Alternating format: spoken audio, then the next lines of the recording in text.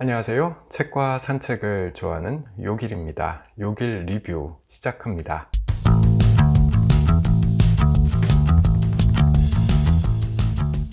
네, 오늘은 나는 내 편이라고 생각했는데 라는 제목의 책을 소개해 드립니다. 2019년에 나왔습니다.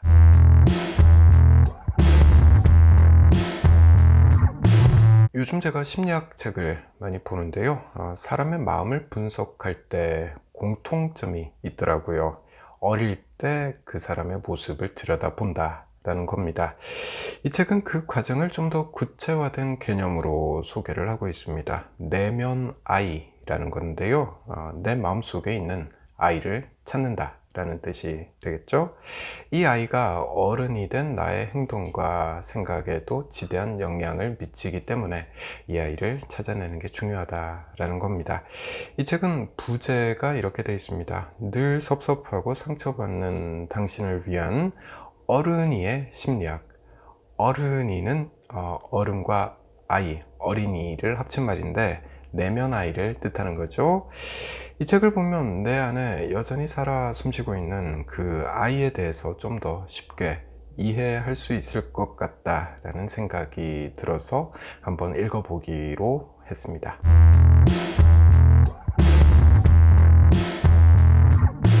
저자가 최광현 씨인데요. 독일에서 공부했습니다. 본 대학교에서 가족 상담 전공으로 박사학위를 받았습니다.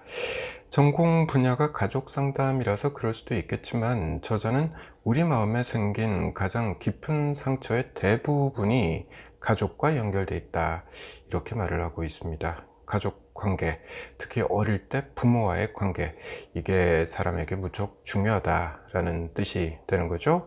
저자는 현재 한세대학교 상담대학원 가족상담학과 주임 교수로 재직하고 있습니다. 책 소개에 그렇게 현재 이런 일을 하고 있다라고 나와 있고요. 저서로는 가족의 두 얼굴, 가족의 발견, 나는 남자를 버리고 싶다, 지금 나에게 필요한 용기, 인형 치료 등이 있습니다.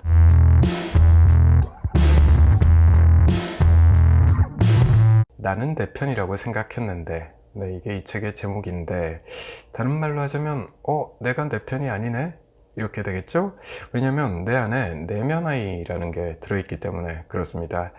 이 책은 내면아이의 개념을 매우 중시합니다. 좀 설명을 해볼게요.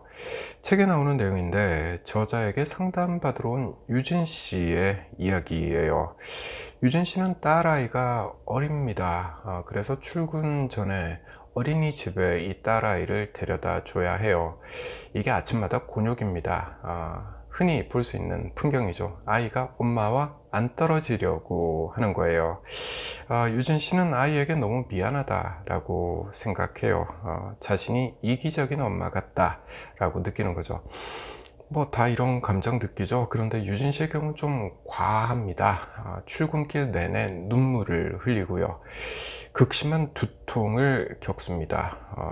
일을 못할 정도라고 해요. 저자는 이런 유진 씨를 두 가지 차원에서 분석합니다. 첫째는 의식의 차원에서 딸아이를 보고 있는 유진 씨예요.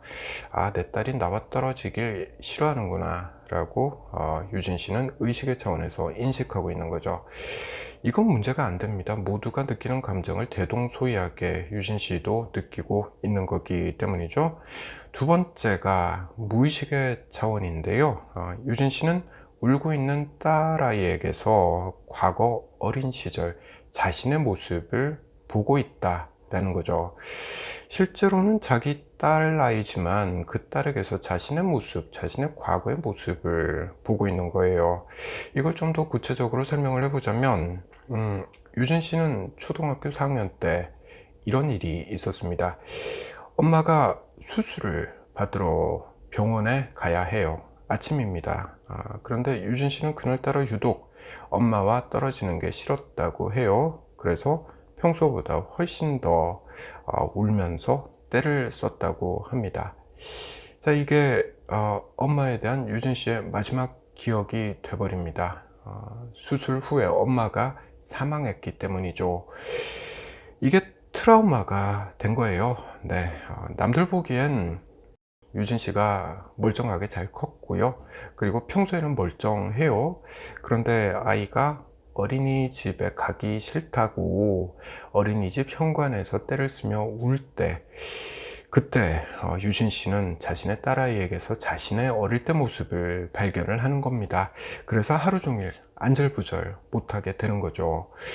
저자는 유진 씨가 보채는 딸을 보면서 자신의 과거 모습, 그러니까 내면 아이를 발견한 거다라고 분석을 하고 있습니다. 오랜 세월 봉인되어 있던 상처 입은 내면 아이가 눈을 떴다라고 말을 해요. 내면 아이는 프로이트가 사용한 개념이라고 해요.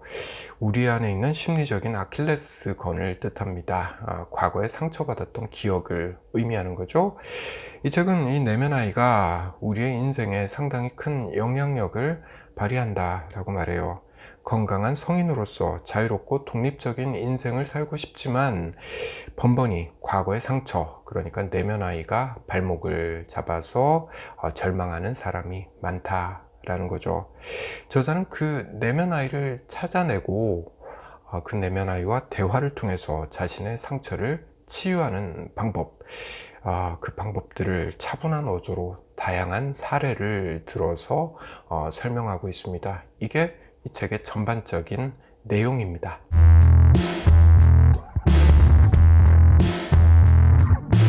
네, 저는 이 책에서 내면 아이라는 개념과 함께 투사라는 개념을 소개하는 내용도 무척 재미나게 읽었습니다. 투사라는 건 나의 불안과 혼란을 남에게 떠넘기는 거죠.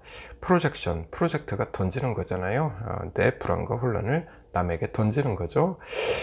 자, 예를 하나 들어볼게요. 애가 밥을 먹으면서 반찬이 맛이 없다고 투정을 부리고 있어요. 사실은 내가 그 반찬을 만들 때 이게 맛이 없네? 라면서 스스로 자책을 하던 차였어요. 그런데 애가 반찬 투정을 하니까 엄마가 애한테 화를 내게 되는 거예요. 해주는 거 그냥 먹지 뭘 그렇게 까탈스럽게 구느냐? 내가 너 때문에 힘들어 죽겠어. 네, 이렇게 되는 거죠. 자, 그런데 이 상황의 원인은 반찬을 만들었는데 이게 맛이 별로 없네 라고 생각하는 스스로가 조금은 자책하는, 이게 출발점입니다. 이게 원인이죠. 심리학적으로 보면 그렇다는 거예요. 자, 정리를 해보죠. 투사의 기본 개념은 나한테 문제가 있는데 그 문제를 남에게 떠넘기는 거다. 그리고 투사는 무의식적으로 일어난다 라는 겁니다. 일부러 하는 게 아니에요. 자연적으로 이루어진다 라는 거죠. 앞서 이야기한 유진 씨의 경우도 투사의 개념으로 해석이 가능할 것 같습니다. 어릴 때 엄마랑 떨어지기 싫어하던 그래서 칭얼댄 자신의 모습, 그 모습을 지금 자신의 딸에게 투사하고 있는 거죠. 유진 씨가요. 어릴 때 자신을 떨치고 간 그 엄마는 병원에서 사망했습니다. 내가 엄마를 못 가게 잡았어야 했나? 내가 엄마를 보내줬기 때문에 엄마가 죽은 게 아닐까? 이런 죄책감을 어린 유진 씨는 가졌겠죠. 또 이렇게도 볼 수 있을 겁니다. 내가 착하지 않아서 엄마가 나를 떠나버린 게 아닐까? 이런 죄책감도 갖고 있었을 법합니다. 이런 감정들이 어린 유진 씨를 무척 괴롭혔을 거고요. 그 혼란이 유진 씨의 내면 아이를 만들어냈다라고 볼 수 있는 거죠. 그런데 그 내면 아이가 지금 어린이집 앞에서 자신에게 칭얼대고 있는 그 딸아이에게 투사된 거죠. 그래서 유진 씨가 힘든 겁니다. 네, 이제 우리는 원인을 알아냈습니다. 그럼 치유를 해야 될 텐데 그 치유는 어떻게 하는 걸까요?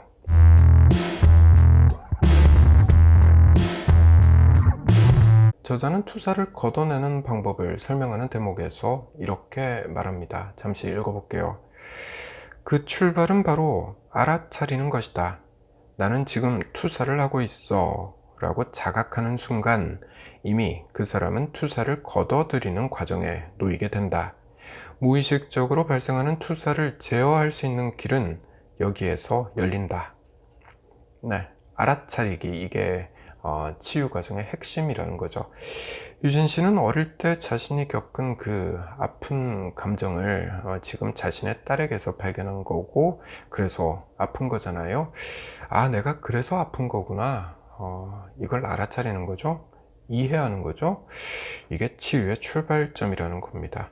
자, 그런데 다시 한번 강조하지만 이건 출발점입니다. 좀 더 저자의 설명을 들어볼게요. 물론 알아차림만으로 완벽하게 투사에서 벗어날 수 있는 것은 아니다. 하지만 다음에 또다시 비슷한 행동을 하게 될 때 그 순간 자기의 생각과 행동이 투사라는 것을 스스로에게 알려주는 것만으로도 괴로움은 상당히 줄어든다. 이러한 과정을 반복함으로써 우리는 그토록 선망하던 건강한 관계를 맺을 수 있다. 네, 반복적인 훈련이 필요하다라는 말로 이해할 수 있겠습니다. 뭐든 안 그렇겠습니까? 자신의 마음속에 상처를 남긴 일이 있다면 일단 그 치유 과정은 시간이 필요하겠죠. 시간이 지나도 안 낫는다면 그 원인이 무엇인지 찬찬히 들여다볼 필요가 있을 겁니다. 그 원인을 자각하고 내가 힘든 건 이것 때문이구나. 그렇게 반복적으로 되새겨야 한다라는 거죠. 마음의 상처는 치유하는 데 시간이 걸린다. 그리고 그 치유 과정은 인내와 노력을 필요로 한다. 네, 이렇게 정리할 수 있겠습니다.